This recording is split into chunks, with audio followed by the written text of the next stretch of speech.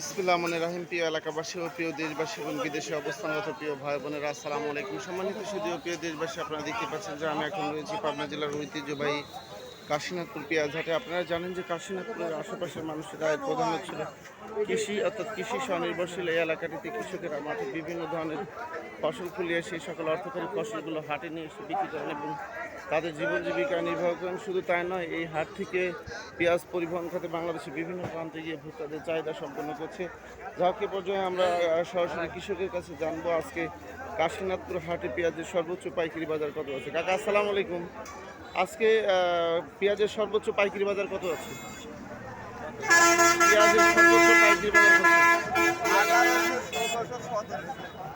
1600 থেকে 1800 টাকা মূল।